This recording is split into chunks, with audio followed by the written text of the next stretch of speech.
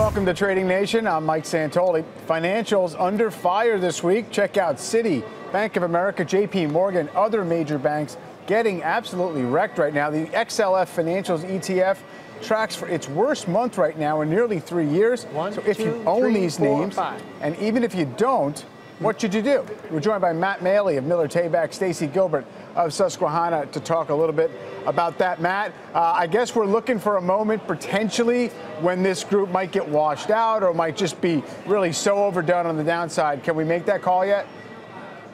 I think we're getting very close, Mike. I mean, it's funny because I've been very bearish on the group all year long.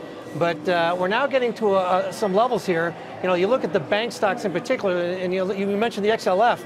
But if you look at the KBE Bank ETF, which just has banks in it, no credit cards or insurance companies, it's getting down to its 200-week moving average. That level is also the same level that we saw at its lows in 2017. So that area should provide good support for the group, given how oversold it's become after its 21% decline.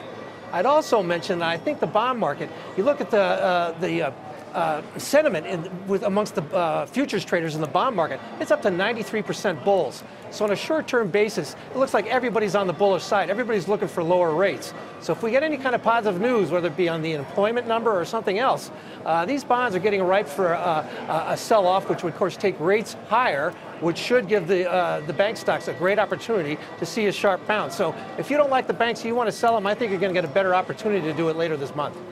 Yeah, maybe there's some information, the fact that Goldman Sachs, one of the worst performers, is outperforming today, at least on a short-term basis. Stacey, any way you can get a sentiment read on this group or any of the names in particular stand out to you?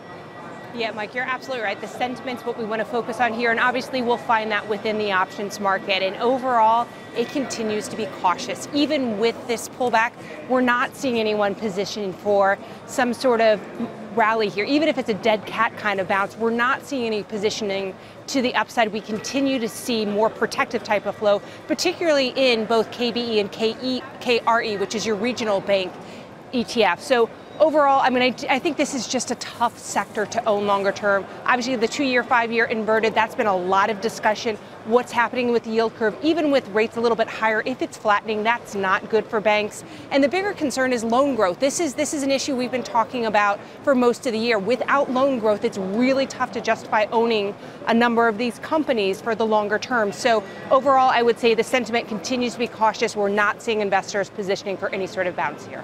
All right, yeah, this group seems to kind of encapsulate a lot of what the market is worried about, right? The flat yield curve, growth rates, all of that in the financials. See how it plays out from here, guys. Thank you very much, Matt and Stacey. And thank you for watching Trading Nation. I'm Mike Santoli. We'll see you next time.